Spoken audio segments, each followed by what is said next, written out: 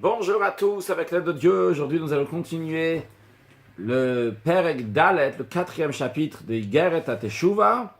Nous sommes sur la page 186, la quatrième ligne du bas, à Cha'inyan Yuvan. Donc, suite à ce que l'Admour Azaken a expliqué, plutôt a questionné plusieurs questions sur la notion de Teshuva pour expliquer le sens profond de Teshuva. Et entre autres, l'Admour Azaken a parlé de ce qu'on appelle le Karet. Karet qui veut dire le retranchement de Dieu. Comme l'Admour Azaken l'a expliqué juste quelques lignes avant, que lorsque quelqu'un est coupable de Karet, il va mourir 50 ans avant, 50 ans, à l'âge de 50 ans. L'Admour Azaken va nous expliquer dans le sens profond des choses.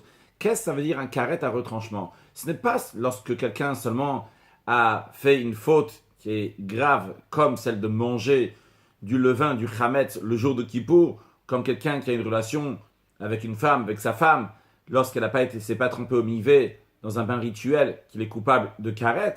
Mais la notion de karet, qui veut dire un retranchement, dans n'importe quel commandement que le juif n'a pas fait, il y a un commandement. Mais pour cela, il faut comprendre quel est le lien de Dieu, du juif avec Dieu.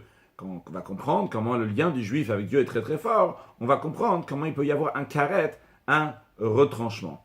Donc sur le texte, Achaïnyan Yuva, nous allons comprendre cela, puis Macheka, tout d'après ce qui est écrit, Tichel Kavaye Amo Vegomer. Il y a écrit dans la paracha de Haazinu que Amo, le peuple juif, Chel Kavaye, il est une partie de Havaye de Yudke Vavke. Donc il faut retenir ça, parce que dans la suite, on va parler beaucoup de la différence entre le nom de Dieu Yudke Vavke, donc le tétragramme qu'on va appeler Havaye, et le nom de Elohim. Qu'est-ce que le verset nous dit? Chelek Havaye Amo. Que le peuple juif est une part de Dieu. L'Admour Azaken traduit Chelek Havaye Amo Vegomer, etc. L'Admour Azaken traduit Chelek Mishem Havaye Baruchu.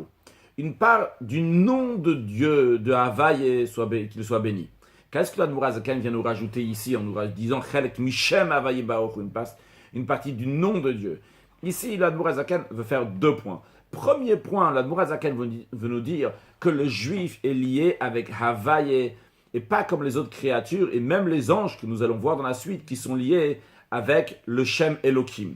Deuxième point, ici il ne s'agit pas de Havaye mais de Shem Havaye, du nom de Havaye. Qu'est-ce que cela veut dire? Parce que dans Havaye, dans Yudke Vavke, il y a plein de niveaux. Jusqu'à le niveau comme le Shneluchot Abrit, le Shaladi, dans un niveau dans lequel Enotiot, il n'y a même plus de lettres dans Yudke Vavke, quelle que soit l'explication. Mais en ce qui nous concerne, bien que le juif est lié avec tous les niveaux de Yudke Vavke, même le niveau donc le plus haut qui peut exister, mais ce qui nous intéresse ici, dans ce chapitre de Tanya, ce que l'Admour Azaken veut souligner, ce qu'on va parler, c'est comment le juif il est lié avec Shem Havaye, avec le nom de Dieu. Pourquoi on souligne qu'ici on parle comment le juif est lié avec le nom de Dieu? Parce qu'en effet, c'est vrai que le juif il est lié avec un niveau qui est très très haut dans Yudke Vavke, jusqu'à l'essence même d'Akadosh Baruch Hu de Dieu. Mais dans ces niveaux-là, le fait qu'un juif a fauté, le fait qu'un juif fait telle et telle chose, ça ne va pas changer, parce que son attachement, il est très très haut. Où est-ce qu'un juif peut faire un karet, un retranchement, un défaut dans son attachement entre lui et Dieu? C'est dans le lien qui est entre lui et Dieu, qui est lié avec Shem Havaye, le nom de Dieu. Donc ça, c'est ce que l'Admour Azaken veut dire, c'est Shem Havaye. Encore une chose ici, l'Admour Azaken nous dit, Ki chelek Hashem amo, car, il nous ramène tout le verset pour nous dire que le juif est attaché à Dieu, il dit Ki chelek Hashem. Qui, ça veut dire car. Donc quand on dit car, ça vient à la suite de ce qui est dit, quelque chose aussi qui est dit avant. Car, à la suite de ce qu'on a dit avant. En effet, l'Admour Azaken ici veut nous souligner le fait que le juif est lié avec Havaye. Ne crois pas, c'est uniquement, il est lié avec le nom de Havaye lorsqu'il est dans des mondes spirituels. Mais lorsqu'il vient dans ce monde matériel, il n'a plus aucun rapport avec Shem Havaye. Non, l'Admour Azaken te ramène Ki chelek Hashem amo. Ce qui, car, il vient à la suite de ce qui est écrit avant. Dans le verset avant le Parashat Haazinu, il y a écrit Yatsev gvulotam im lemispar bnei Israël. On parle des peuples. Et comme le commentaire de Rashi explique Chelek Hashem amo, le commentaire de Rashi explique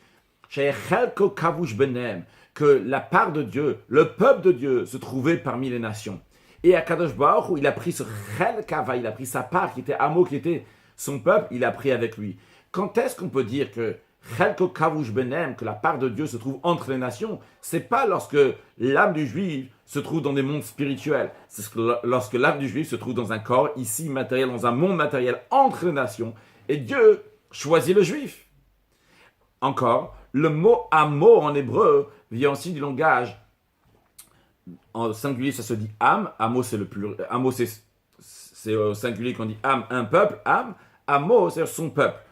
Ce mot-là, il vient aussi du langage de faiblesse. Qu'est-ce que c'est la faiblesse? Quand on dit gichalim omemod, par exemple, des braises qui sont faibles maintenant, qui sont bientôt éteintes. Alors, quand on dit maintenant cette notion que le peuple juif est le âme de Dieu, âme, ça vient aussi dans ce sens-là, c'est peut-être pas la traduction exacte de faiblesse, mais dans le sens qu'on ne voit plus maintenant leur lien fort avec Dieu. C'est lorsque l'âme se trouve dans le corps. Et le Admor HaZaken veut nous souligner, même lorsque l'âme se trouve dans le corps, c'est là qu'on dit que la Neshama, l'âme du juif, un Chelek Havaye, c'est une part de Shem Havaye, du nom de Dieu.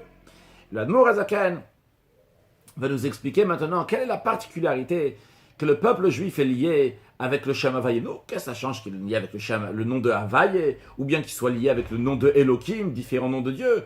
Alors dire oralement ce qu'on va voir dans quelques instants, l'Admor HaZaken explique comment est-ce qu'on retrouve lorsque Dieu a soufflé l'âme dans les narines de Adam Arishon, le premier être humain, ce qui exprime le fait que Dieu il a donné une neshama, une âme dans le juif.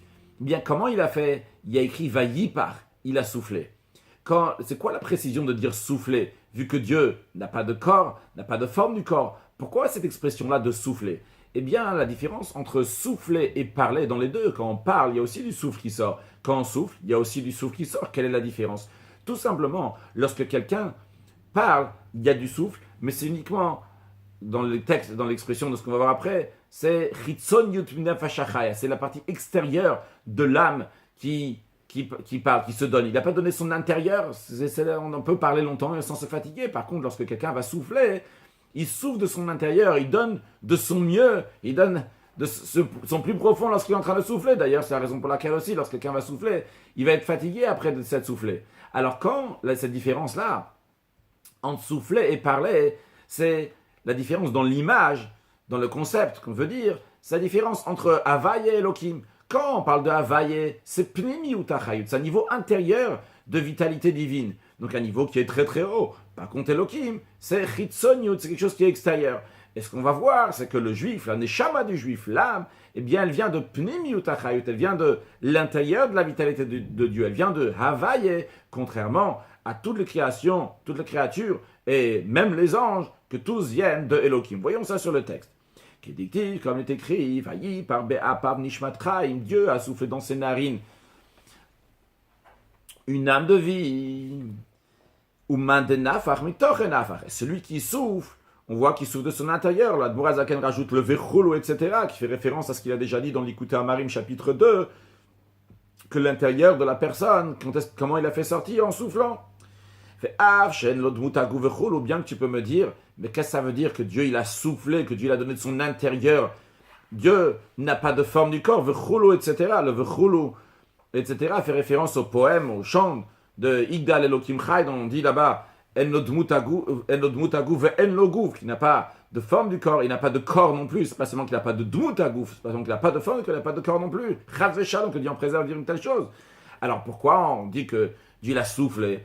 C'est comme le Rambam il dit, Adam. Lorsque la Torah nous dit tous ces termes-là en ce qui concerne Dieu, qu'il a soufflé, qu'il a parlé, le doigt de Dieu, la colère de Dieu, etc., c'est la Torah elle s'exprime comme des êtres humains, pour que nous on va comprendre. Alors, quel est le message ici que la Torah veut nous dire lorsque Dieu il a soufflé? Pour nous qu'on va comprendre, comment c'est chez nous, on va comprendre aussi comme cette image que Dieu veut nous faire passer. Même qu'il y a une grande différence chez l'homme ici-bas, al derech mashal. Si on prend l'exemple, donc la différence entre le souffle qui sort lorsqu'il parle et le souffle qui sort lorsqu'il souffle, l'air qui sort lorsqu'il parle, il y a juste une petite force. D'ailleurs, me'at et mazer, c'est petit en quantité, mazer en qualité. Donc c'est un petit quelque chose de ce que la personne est en train de donner lorsqu'il parle. Ce qui sort de ses efforts, c'est uniquement le chitzoniut, l'extérieur de son âme qui est à l'intérieur de lui. Lorsque la personne, elle souffle, ce qui sort par son souffle, il souffle de son intérieur, mais l'oubash bekoar vechayut pnimit. Dans cela, c'est habillé une force, une vitalité intérieure, de son âme, etc. Alors cet exemple-là, et c'est pour nous expliquer, cet exemple-là, pour différencier chez nous entre quelqu'un qui souffle et quelqu'un qui parle, bien que dans les deux, il y a de l'air, seulement dans celui qui parle, c'est seulement la partie extérieure dans son âme qui s'exprime, et dans celui qui souffle, c'est la partie intérieure, eh bien, il en est de même dans... C'est un exemple donc pour le concept, bien que Hamavdil Avdalot le Enketz, il y a une grande différence entre Akadosh Baruch Hu et nous, mais le concept, cette différence-là, elle est Kachamama, c'est exactement la même. Yesh Efesh Atzum Meod, il y a une grande différence. Encore une fois, Atzum c'est en quantité et Meod c'est en qualité, donc dans cette grande différence. Il y a une grande différence entre le peuple juif et les autres créatures, même les anges. Que tout a été pris de Shem Elohim, du nom de Dieu, de Elohim. Par contre, le peuple juif vient de Havaïe, comme on va voir dans la suite. Ben Kol, ça, Shabbat, une différence entre tous les armées du ciel, donc tout ce que Dieu il a créé. Et d'ailleurs, ça inclut aussi le Tzva Haaretz, l'armée de la terre. Vafil ou Amalachim. Et même les anges, Shinivru Me'ayin Leyesh, qui ont été créés du néant à l'existence. C'est Dieu qui a tout créé ça. Donc ils ont été créés, ça c'est un, chez Nivru ils ont été créés. Après Vechaim, ils existent, et ils vivent, Vekayamim, et ils existent. Tous ces détails-là, d'où ça vient leur vitalité, la partie extérieure de vitalité du flux que l'infini, soit béni soit-il, donne les Hachayota Olamot pour faire vivre les mondes. Au Bechinazo, ce niveau-là, qui est la partie extérieure de divinité. Et attention, c'est peut-être pas nécessaire de le dire, mais comme peut-être oui nécessaire de le dire, que Dieu, il n'y en a qu'un seul, évidemment. Des niveaux de divinité, il y en a plusieurs. Ce qu'on est en train de parler ici, c'est des niveaux de divinité.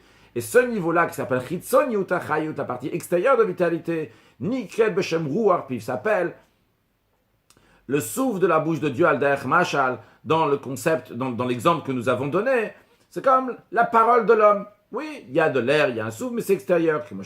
Comme il est écrit dans les psaumes, Ouvru Arpiv Kol Tsevam, que par le souffle de la bouche de Dieu. Donc ici, c'est dans le bouche de la Sarah Mamarot, c'est les paroles avec lesquelles Dieu a créé le monde. Kol Tsevam, toutes les armées ont été créées et vivent. Cette vitalité, justement, la vitalité qui est dans les 10 paroles avec lesquelles Dieu a créé le monde. On sait que Sarah Mamarot Nivra Olam, Dieu a créé le monde avec 10 paroles. Qu'est-ce qu'on veut dire lorsqu'on dit une parole? Une parole, c'est ça a des lettres, ça s'exprime dans des lettres. Dans des lettres, comme on va voir tout de suite dans la parenthèse, les lettres sont là pour habiller quelque chose. Par exemple, si j'ai un sentiment, eh bien je le dis à travers des lettres, ça va habiller ce sentiment qui va rentrer dans ces choses-là. Mais au moment où ça rentre dans des lettres, les lettres limitent la chose.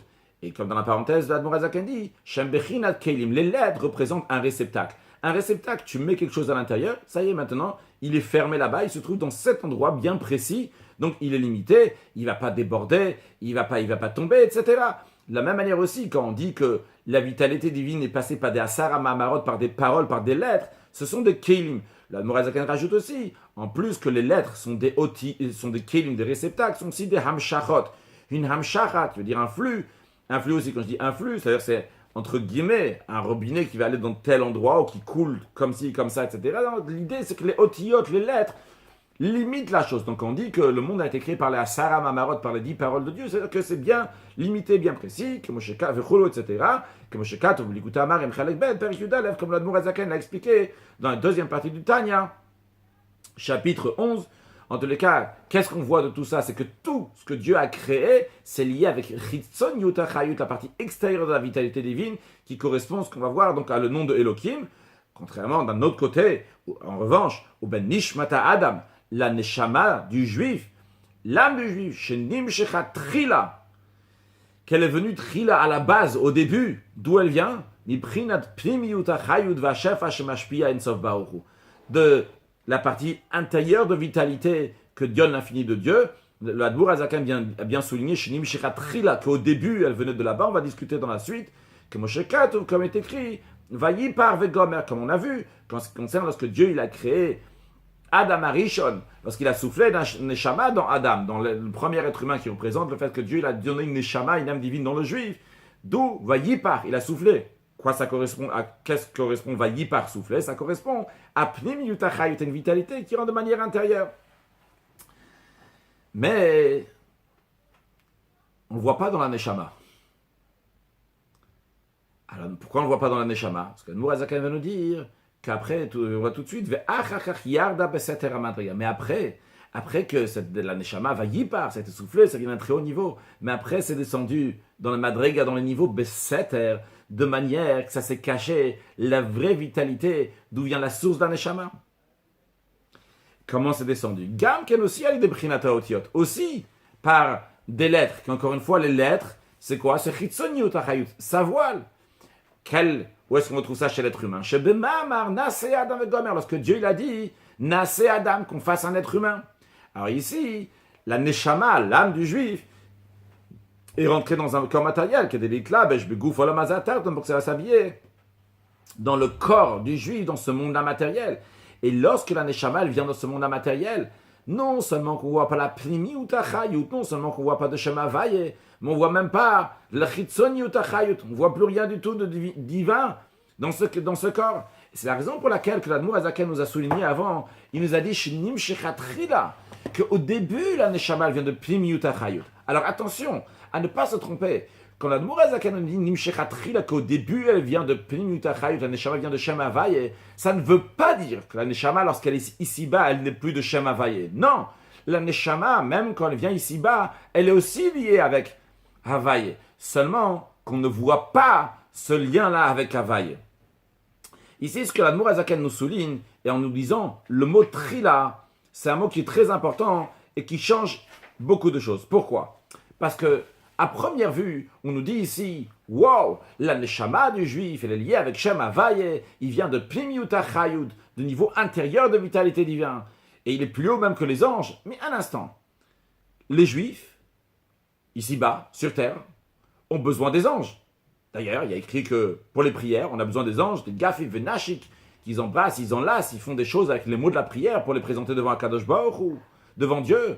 De même, on sait que lorsqu'on médite sur Tzva Shamayim, sur les astres qui sont dans le ciel, eh bien par cela on peut voir la grandeur de Dieu. Et d'ailleurs, c'est la raison pour laquelle que tout à l'heure, l'Admour Azaken a dit, il parle de Tzva Shamayim, de l'armée du ciel, que le juif il est même plus haut que ça, il ne parle pas de Tzva Haaretz, de l'armée de la terre, bien que l'armée de la terre, les choses qui ont été dans la terre, que ce soit le minéral, le végétal, l'animal et l'être humain, ces choses-là aussi, lorsqu'on médite dessus, on voit la grandeur de Dieu. Mais quand on voit dans le ciel, on voit directement dans le ciel comment les choses avancent et se prosternent à Dieu. Par exemple, le soleil qui va toujours vers l'ouest, on voit qu'il se prosterne à la Shrina, à la présence divine qui est Bemar, qui est à l'ouest. Donc le juif, il a besoin de cela pour réaliser la grandeur d'Akadosh Baruch Hu. Alors, si on nous dit que les juifs sont à un niveau plus haut, ils viennent de Shem Havaye, de Yudke Vavke, du tétragramme, et ils sont Pnimiut Achayut, pour la vitalité intérieure. Alors qu'est-ce que tu as besoin maintenant des anges? Qu'est-ce que tu as besoin des astres du ciel pour méditer un peu plus profondément? Encore une deuxième chose qu'il faut comprendre, dans ce cas-là, comment c'est possible que la Neshama va fauter? La Neshama, l'âme divine, Hashem Havaye, Pnimiut Achayut, comment elle peut fauter? Ils sont même au-delà des anges. Et troisième chose aussi, dans la suite, l'Admour Azaken va dire que les anges sont appelés au nom de Elohim. On va ramener plusieurs versets dans lesquels on voit que les anges sont appelés Elohim. Alors, les Juifs, dans ces cas-là, s'ils viennent de Havaye, alors eux, ils auraient dû être appelés Havaye. Et d'ailleurs, la Gemara, elle dit dans Baba Batra que lorsque Mashiach viendra, eh bien, les Juifs vont appeler Havaye. Les tzadikim, les pieux vont être appelés Havaye. Comme Rashi dit là-bas, Shemam Havaye, que leur nom va être Havaye, Yud Kevavke. Donc, pourquoi les Juifs ne sont pas appelés Yud Kevavke? Les anges sont oui appelés Yud Kevavke. Si les Juifs sont à ce niveau-là de Yud Kevavke, ils devraient être appelés Yud Kevavke. Et l'Admour Azaken répond ces trois questions-là, juste en rajoutant Trila. Le mot Trila veut dire, au début, c'était comme ça. C'est au début, c'était comme ça. Même après, ils sont comme ça. Seulement quoi? Au début, ils étaient liés avec le Shem Havaye, Yud Kevavke, le tétragramme. Après, lorsqu'ils viennent dans ce monde-là, c'est voilé leur lien avec Shem Havaye. On ne voit pas comment ils sont liés avec Havaye. Bien qu'ils sont quand même liés avec Yud Kevavke. Mais on ne le voit pas. Et vu que c'est Behelm, c'est caché, c'est pour cela qu'ils ont besoin d'arriver aux anges pour leur prière, c'est pour cela qu'ils ont besoin de regarder les astres ou quoi que ce soit pour regarder la grandeur d'Akadosh Baruch Hu. C'est la raison pour laquelle aussi que Dieu en préserve, il peut y avoir la possibilité qu'un juif va fauter. C'est la raison pour laquelle aussi qu'on n'appelle pas les juifs Yud Kevav, qui est le tétragramme, parce qu'on ne voit pas ce lien-là direct avec Akadosh Baruch Hu, avec Dieu. Mais ce lien-là, il existe, quoi qu'il arrive, même lorsque la Neshama elle est là. Seulement quoi? Comme on a dit, c'est caché. Alors, chez le juif, c'est caché. Mais ce qui est intéressant, chez les anges, ce n'est pas caché. Chez les anges, on peut voir ce lien constamment avec Akadosh Baruch Hu, avec Dieu, à tel point qu'ils sont appelés Elohim. Voyons sur le texte. La reine, c'est la raison pour laquelle que Nikwa Malachim, les anges, chez eux, la vitalité divine est de manière dévoilée. Et d'un niveau inférieur, mais ce niveau inférieur, donc qui est Elohim, seulement Elohim et pas Havayé, mais ça se trouve dévoilé chez eux. Ils sont appelés Beshem Elohim, par le nom Elohim, Bakatou dans le verset. Alors c'est intéressant, l'Admour Azaken, il ne dit pas ici, les anges sont appelés Elohim. Il dit Beshem Elohim, le nom Elohim, et il dit Bakatou dans le verset. Qu'est-ce que l'Admour Azaken vient de rajouter ici? Tout simplement, le mot Elohim, on traduit par Dieu, peut vouloir aussi dire, des fois, quelqu'un qui est fort, quelqu'un qui est patron, quelqu'un qui domine. Alors, on aurait pu dire que si les anges ils sont appelés Elohim, bon, ça ne veut pas dire qu'ils sont dieux. Ils sont appelés Elohim parce qu'ils ont une force. Ils ont une grande force parce que c'est des anges. Alors, l'Admour Azaken nous dit non. Les anges ne sont pas appelés Elohim par rapport à leur force. Ils sont appelés Shem Elohim. Ils sont bien appelés le nom de Dieu. On verra la preuve dans la suite. Maintenant, si tu vas demander a priori, c'est étonnant comment on peut dire une telle chose, d'appeler un ange Elohim. L'Admour Azaken dit c'est Bakatou. C'est dans la Torah, c'est écrit comme ça. Et d'ailleurs, dans la Torah, on retrouve même que, bien qu'un homme, un être humain, il y a écrit clairement qu'un être humain n'a pas le droit d'appeler une avodazara, une idole, une église pour aujourd'hui, et appeler comme ça à tel endroit ou dire par son nom. Mais si c'est un endroit d'idolâtrie qui a été dit par la Torah, comme par exemple Baal Tsephon, tu as le droit de le dire. Parce qu'il n'y a rien de mal qui va arriver de ça. La même chose aussi. Si la Torah elle appelle les anges Elohim en tant que Dieu c'est Elohim, et les anges sont appelés Dieu parce que leur vitalité vient de Elohim, et chez les anges, contrairement aux autres créatures, on ne voit pas leur vitalité de manière dévoilée, mais c'est les gens, on voit leur vitalité de manière dévoilée, comment ils sont rattachés à Shem Elohim, et c'est pour ça qu'ils sont appelés Elohim, eh bien il n'y a rien de mal il n'y a pas de chose négative qui va ressortir de ça. Où est-ce qu'on retrouve qu'ils sont appelés Elohim en tant que Dieu, et pas juste en tant que force? L'Admour Azaken ramène 3 preuves. Première preuve, il y a écrit, Moshe Rabbeinu, il parle au peuple juif. Il dit qu'Hashem Elokechem hu Elokei Elohim. L'Éternel, votre Dieu, c'est le Dieu des dieux, Vegomer, etc. Et très souvent, les gens ils me demandent, c'est quoi ça, Elokei Elohim, le Dieu des dieux? Il n'y a pas d'autre Dieu. Elokei Elohim, l'Admour Azaken nous dit. Elokei Elohim, c'est le Dieu des anges. L'Admour Azaken rajoute Vegomer, etc. Le etc. il nous intéresse beaucoup. Pourquoi? Parce qu'on aurait pu traduire Elokei Elohim, c'est le Dieu de ceux qui sont forts, puisqu'on a dit que Elohim, c'est ceux qui sont forts, ceux qui ont une puissance. On dit que Elokei Elohim, c'est le Dieu de ceux qui sont forts. Non. L'Admour Azaken dit Gomer, etc. Dans la suite du verset, il écrit va donner à Adonim, et le maître des maîtres, le patron des patrons. Alors, si dans la suite, juste après, il écrit va donner à Adonim, le maître de ceux qui sont forts, tu ne peux pas dire que le Elohim qui est juste avant parle aussi des gens qui sont forts, puisqu'on en parle juste après. Donc tu es obligé de dire que le début du verset Elokei Elohim, c'est le Dieu des dieux, et les anges sont appelés dieux. Et après, dans la fin, on dit va donner à Adonim. Et le patron de ceux qui sont forts, ceux qui gèrent certaines choses, peut-être c'est les as, je ne sais pas, en tous les cas d'autres choses, c'est possible que c'est ça, je ne suis pas parti chercher, mais en tous les cas d'autres choses. Mais en ce qui concerne les anges, sont appelés Elohim. Deuxième preuve, l'Admour Azaken nous dit Hodou l'Elokei Elohim. Il y a écrit dans les psaumes remercier le Dieu de Dieu, Vegomer, etc. Et encore une fois, ici c'est la même chose. Juste après, dans le verset d'après, il y a écrit Hodou l'a donné à Adonim. Remercier le chef des chefs.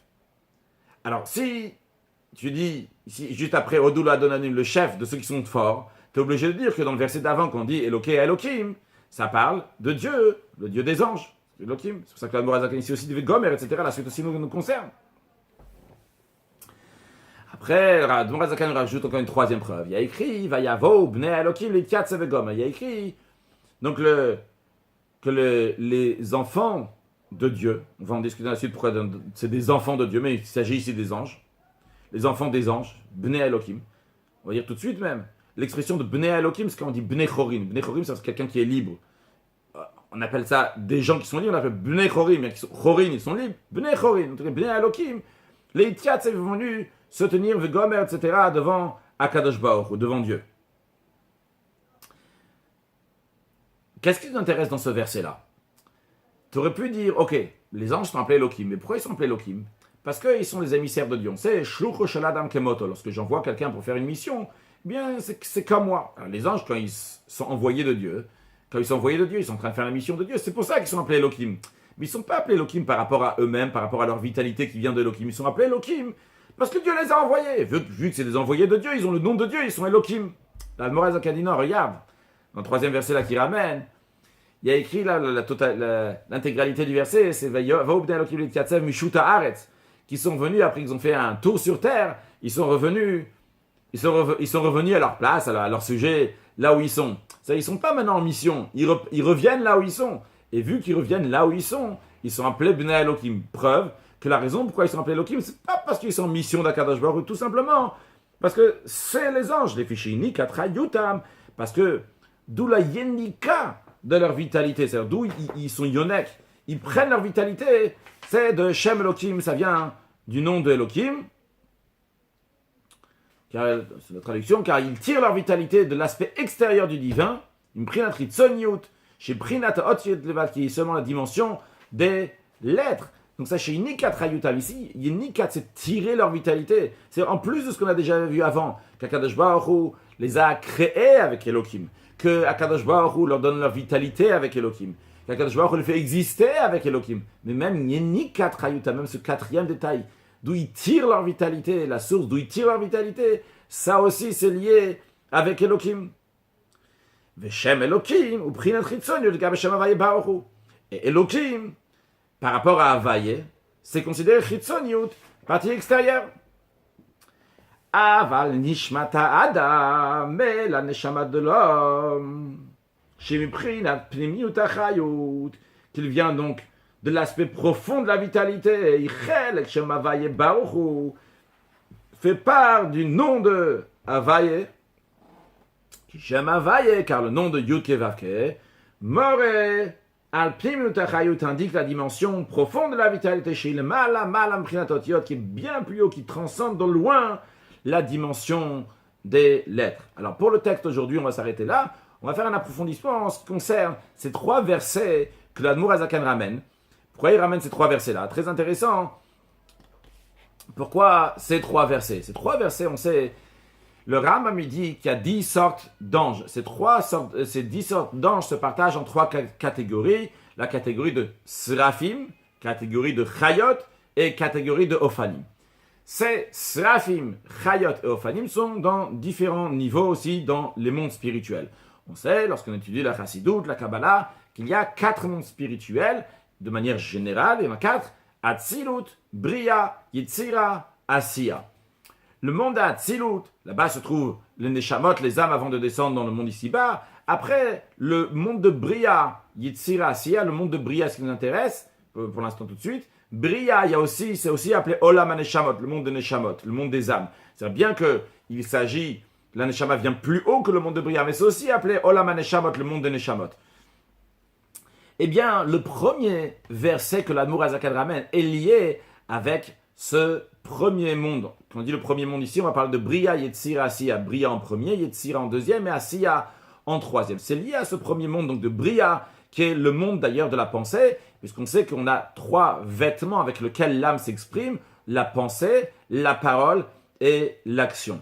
Donc ce monde de Bria, encore une fois, c'est appelé le monde des Neshamot, comme l'Admour Azakan le dit dans le chapitre 39 du Tanya dans l'Écouter Amarim. Donc les mondes, les anges qui sont dans le monde de Bria, c'est les Srafim, sont liés avec les Neshamot. Et justement, si vous regardez le premier verset, qu'est-ce qu'il y a écrit là-bas?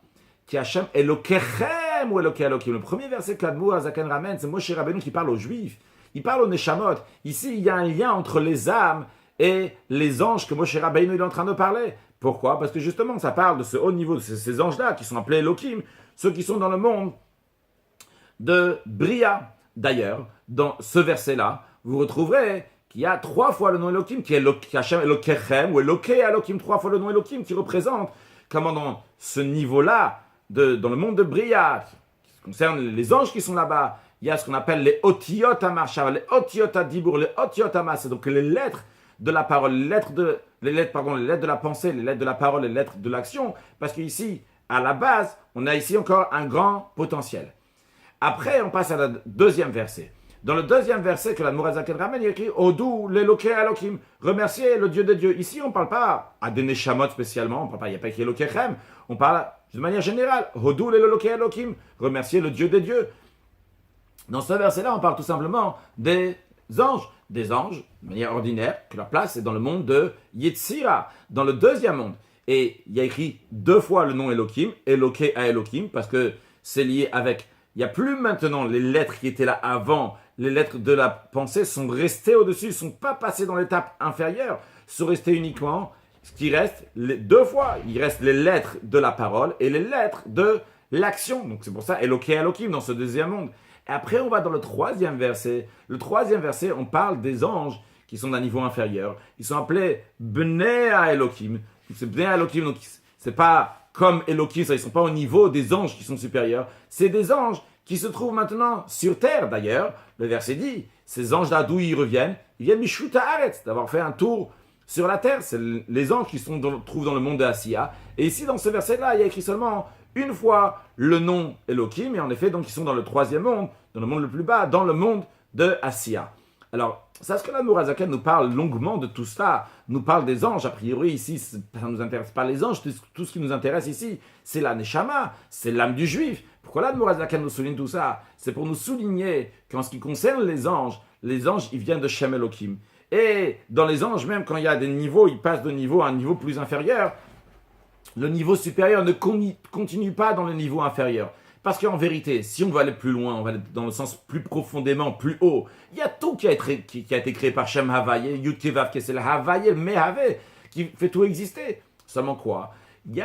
Là, au début, c'était Havaye, mais après, ils prennent leur vitalité de Elohim, quand ça descend au niveau, mais ils ne restent pas après ce qui est avant. Et comme on voit ici dans les anges, que les anges qui sont dans le monde de Bria, ils ont un niveau de Elohim qui est plus haut, dans lequel il y a déjà les lettres de la pensée, de la parole, l'action, il y a beaucoup plus de potentiel. Mais quand ça passe dans le niveau inférieur, tout ce qui reste, c'est quoi? C'est seulement le niveau des lettres de la parole et de l'action. Et quand ils arrivent dans le niveau plus inférieur de Asiya, tout ce qui reste, c'est quoi? C'est Otiotama, c'est ce qui est lié avec l'action. Mishuta Haaretz, dans le monde de Asiya, dans le monde de l'action. Alors, donc ça, c'est dans les anges. Mais en ce qui concerne les juifs, ça, ils sont liés avec Shem Havaye, avec le Yud Kevav Ke, pas seulement lorsqu'ils sont là-haut, mais même lorsqu'ils descendent en bas. Et comme on a dit au début du cours, que c'est lié avec Amo, que Kirchelek Hashem Amo, qui sont parmi les nations. Et quand même là-bas aussi, la Torah dit, qui sont appelés un Chelek Havaye, une partie d'Akadosh Baruch Hu. Alors ça, c'est en conséquence de ça aussi, cette différence-là qui est entre les Neshamot et toutes les créatures qu'on vient d'expliquer, qui viennent ou bien de Chitzon Yutachai, de l'aspect extérieur de vitalité, ou bien de l'intérieur, est-ce qu'ils viennent de Shem Elohim comme toutes les créatures, ou bien de Havaye? Il y a encore une autre différence qui en découle de cela, que toutes les créatures qui sont là, ils expriment la force d'Akadosh Baruch Hu. N'importe quelle chose qui est là, c'est la force d'Akadosh Baruch Hu, parce que Dieu a créé cette chose du néant à l'existence. Il n'y avait rien du tout, cette chose-là n'existait pas, et maintenant cette chose-là existe. Donc, qu'est-ce que ça veut dire? Dans le fond, ces choses-là n'existent pas. Seulement quoi, Akadosh Baruch Hu, il a fait, si on veut appeler ça un miracle, c'est pas dans le sens à prendre un sens littéral, Dieu il a fait quelque chose d'incroyable. Ces choses-là qui valent rien vont exister. Donc, ils expriment la force d'Akadosh Baruch Hu. Mais eux-mêmes ne sont pas Dieu. Par contre, en ce qui concerne la Neshama d'un juif, c'est un Chelek Havaye, c'est une partie de Dieu. C'est pas ici, Dieu il a fait aussi entre guillemets un miracle. Il a fait qu'il y a, si on peut exprimer d'une telle manière, qu'Akadosh Baruch Hu, il a pris un morceau d'Akadosh Baruch Hu, il a fait qu'il va avoir une forme, qu'il va avoir une Neshama. Donc, en tous les cas, on comprend bien que la Neshama, c'est une parcelle d'Akadosh Baruch Hu, et c'est un niveau très très haut. Et c'est ça qu'on a dans nous-mêmes. Et ça même, lorsqu'on se réveille le matin, on réalise que Neshama Shenatat Abitehorai, c'est Neshama qui est pure, qui vient du monde d'Atzilut, qui vient d'un niveau Chelek Eloka, qui est une parcelle de Dieu. Et après, elle vient dans ce monde, dans le monde de l'action, mais elle est encore attachée, même que c'est pas Begilou, ça se voit pas, c'était Trila, c'est au début, mais elle est encore attachée à ça, même si on ne le voit pas. Eh bien, on prend conscience qu'on doit développer cette qualité de la Neshama, qui est une seule chose avec Hachem. Et comme il est écrit dans le Zohar, que le peuple juif et Dieu sont une seule chose, et quand on réalise cela, eh bien à ce moment-là, on a une autre vision sur le monde. On sait regarder le monde avec des lunettes d'un chassid, avec les lunettes d'un juif qui est conscient que il est là ici pour illuminer ce monde, pour amener de la lumière, pour ajouter des actes de bonté, de bienfaisance. Donc, comme cela, améliorer ce monde. Maintenant, bien qu'on a fini en ce qui nous concerne pour aujourd'hui, mais je vous dois une dette. Je crois que c'est il y a deux cours. J'allais expliquer pourquoi l'Admorazakan dit de jeûner 3 heures avant Netzach Hama. Je m'explique un peu repartir. C'était dans le Père Gimel, dans le 3e chapitre de Tanya. On avait parlé que si quelqu'un il doit jeûner, alors il peut éparpiller, il doit faire plusieurs jeûnes pour les choses qu'il a fait. L'Admorazakan disait, on rappelle aussi que l'Admorazakan fait que de nos jours il ne faut pas jeûner. Aujourd'hui il faut changer ça avec la tzedaka, avec la charité. Mais en tous les cas, sur le texte que l'Admorazakan disait, c'est que si quelqu'un il a beaucoup de jeûnes à faire, il peut les étaler en hiver, ça c'était une chose. Et aussi, même c'est quelques-uns qu'il va faire en hiver, dont les jours sont courts, il peut manger 3 heures avant Netzach Hama, à 3 heures avant le lever du soleil. Alors pourquoi manger 3 heures avant le lever du soleil? On va approfondir un peu sur ça, comme le Rabbi l'explique. Et en vérité, ce n'est pas providence divine que je n'ai pas fait la dernière fois, je vais vous expliquer pourquoi après. Bien, d'abord voyons ce qui est écrit dans le Shulchan Aruch, dans le code de la loi juive. En 2 mots, c'est écrit dans Siman Taf Samer Dalet, c'est lorsque quelqu'un il va faire un jeûne, donc par exemple, là on est ce soir, si demain on va faire un jeûne, eh bien, j'ai le droit de manger, de boire toute la nuit jusqu'à l'aube. Mais c'est à condition que je ne suis pas parti dormir. Mais si je suis parti dormir, donc ce qu'on appelle Shinat Kava, donc dormir sérieusement on va dire, eh bien, j'ai pas le droit de remanger ou de boire demain matin. Mais, Shulchan Aruch ramène un mais, à condition que ce soir, avant d'aller dormir, aujourd'hui, j'ai dit, demain matin, quand je me lève tôt, je pourrai manger et boire. Bien. Donc, d'après cela, d'après ce que le Shulchan Aruch nous dit, le code de la loi juive nous dit, tu peux manger, si on est ce soir, demain matin, je me lève, je suis avant l'aube, je peux manger avant l'aube. On ne rentre pas ici dans la question manger avant la prière, ou bien manger après Chatzot ou avant Bouddha Shachar, parce que le Zohar il dit ça, on parle sur le principe halachique de jeûne. Donc, ici je peux manger jusqu'à l'aube. Quelle est la raison ici? Quel est le raisonnement ici que l'Admorazakan ne nous dit pas jusqu'à l'aube, mais il nous dit qu'on peut manger 3 heures avant le lever du soleil. 3 heures avant le lever du soleil, c'est bien avant l'aube. Eh bien, voyons la source de la Gemara. Dans la Gemara, il y a une discussion jusqu'à quand on peut manger, donc la nuit du jeûne. Il y a l'opinion de Rabbi qui dit qu'on peut manger et boire jusqu'à Alot Hashachar, jusqu'à l'aube. Il y a l'opinion de Rabbi Elazar et Rabbi Shimon. Souvenez-vous du nom. Rabbi Elazar et Rabbi Shimon qui dit qu'on peut manger jusqu'à Krot Agaver. Krot Agaver, c'est lorsque le coq crie le cocorico, peut-être il y a un nom en français, lorsqu'il pousse son cri le coq. Ce qui est avant, on va en discuter dans la suite, c'est quand, qui est avant Alot Hashachar, avant l'aube. Maintenant, les décisionnaires, ils ont tranché la loi comme Rabbi. Pourquoi ils ont tranché la loi comme Rabbi? Il y a une règle que lorsqu'il y a une discussion entre Rabbi et ses amis, la halakha, la loi, elle est tranchée comme Rabbi. Donc c'est tout à fait logique. Vu que Rabbi a dit que tu peux manger jusqu'à Amoud HaShachar, jusqu'à l'aube, bien la loi, elle est tranchée comme Rabbi dans le Shulchan Aruch, qu'on peut manger jusqu'à l'aube. Bien. Maintenant, dans la Gemara, il y a 2 Gemarot. Il y a la Gemara Bavli, celle de Babylone, il y a celle de Yerushalmi, donc qui a été écrite en Yerushalayim. Dans celle de Bavli, on ne discute pas maintenant en ce qui concerne la condition ou pas la condition. Est-ce qu'il peut faire une condition s'il va dormir avant ou pas? Mais dans le Yerushalmi, on en discute. Et le Yerushalmi, il permet, s'il a fait une condition, de manger avant, de manger le matin. Donc c'est le Yerushalmi qui permet de manger le matin. Il y a certains qui disent que le Bavli n'est pas d'accord avec ça, mais la lacha, comme on l'a vu, elle a quand même été tranchée qu'on peut manger, si on a fait une condition, on peut manger le matin avant que le jeûne commence. Maintenant, quand on regarde dans le Yerushalmi, c'est ramené aussi cette machloket qu'on a vu jusqu'à quand on peut manger la nuit du jeûne.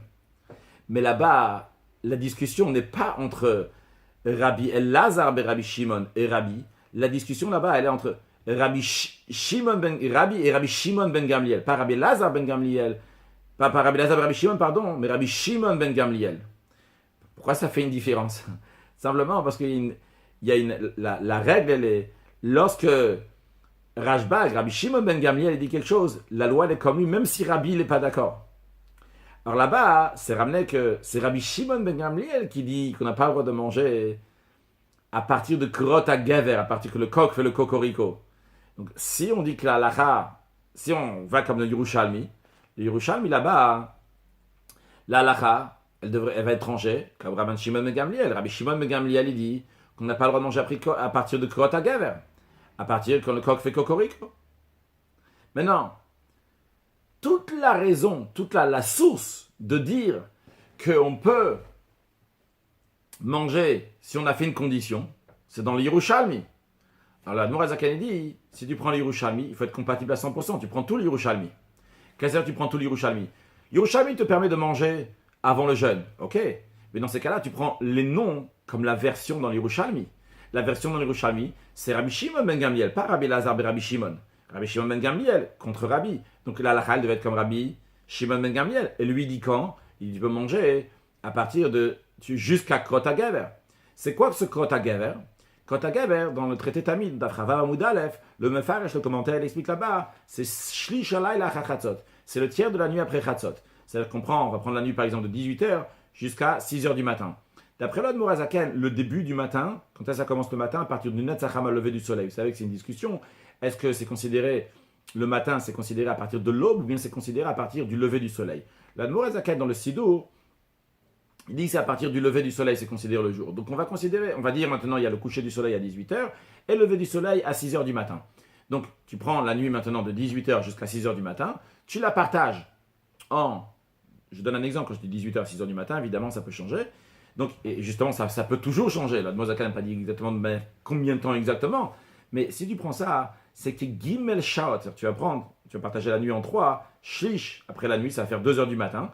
Donc, Gimel Shaot, environ 3 heures. Environ 3 heures, c'est vrai que dans l'exemple qu'on a donné, ça sera 4 heures. Jusqu'à 2h du matin, tu peux manger. Et en été, évidemment, ça sera un peu plus tard, parce que la nuit, elle est beaucoup plus courte. Donc, la Mosaka, Gimel Shaot, environ 3 heures avant, tu peux manger. Donc, d'après cela, ce qu'il en ressort de ça, qu'en ce qui concerne donc un Tani Chel Tshuva, lorsqu'on fait un jeûne de Teshuva, comme l'Admor HaZaken le demande, eh bien, le demande, pour l'époque, encore une fois je souligne, eh bien, on peut manger jusqu'à Krot HaGever seulement, et non pas jusqu'à Alot HaShachar. Maintenant, je rappelle avoir lu, et je viens de revoir aussi maintenant, dans le livre Mishifre et Rabbi, sur la page 45, là-bas il ramène que le Rav Groner de Kiryat Gat, il a raconté au nom de son père, le Rav Leibel Groner, secrétaire du Rabbi, qu'une fois, le Rabbi, c'était un jour, juste avant un jour de jeûne, donc Tanit Sibour, un jeûne donc, ordinaire, quand on va dire par exemple le 10 Tevet, et le Rabbi lui a demandé pendant la nuit, c'est à quelle heure Alot HaShachar, de enseigner, c'est à quelle heure l'aube. Et il a compris que le Rabbi voulait goûter quelque chose, manger quelque chose avant le jeûne, donc il a demandé au Rabbi, mais il lui a dit, mais l'Admor HaZaken dit que c'est 3 heures avant qu'on n'a pas le droit de manger. Alors le Rabbi lui a répondu qu'il y a une différence entre Tanit Chel Tshuva, entre un jeûne de Teshuva, que ça, c'est l'Admor HaZaken, il parle dans le Tanya, et que sur ça, il dit que 3 heures avant, environ 3 heures avant, on n'a pas le droit de manger, donc à partir de Krot HaGever, un jeûne de Tanit Sibour, un jeûne de jeûne public, comme par exemple, je donne juste un exemple d'Istevet, qu'on peut manger jusqu'à l'aube. Bien, j'ai vu dans certains autres, dans Pnina Tanya de Ginsburg et d'autres, ils disent que, a priori, d'après l'explication qu'on vient de donner, dans tous les jeûnes, l'Admor HaZaken dirait qu'il ne faut pas manger 3 heures avant. Mais d'après ce que le Rabbi a dit à Rav Leibel Groner, c'est pas, on peut manger dans tous les jeûnes, à part si Tanit Chel Tshuva, on peut manger dans tous les jeûnes, jusqu'à Alot HaShachar, jusqu'à l'aube.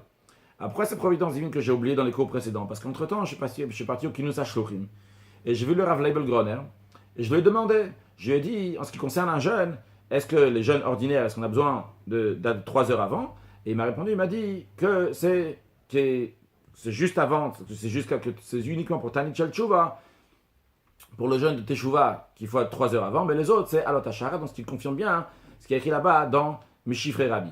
En ce qui concerne comment vous comportez, quoi faire, et les daï halakhi, parce que je ne tranche pas la halakha, parce que d'ailleurs même dans la halakha, c'est discuté, est-ce qu'on peut manger dans la demi-heure, est-ce qu'on peut commencer à manger dans la demi-heure avant Alot HaShachar, l'aube, ou pas, ça je vous laisserai consulter votre Rav. En tous les cas, juste pour compléter ce qu'on avait promis dans les cours précédents. Sur ce, je souhaite une excellente journée et à très bientôt avec Mashiach Now.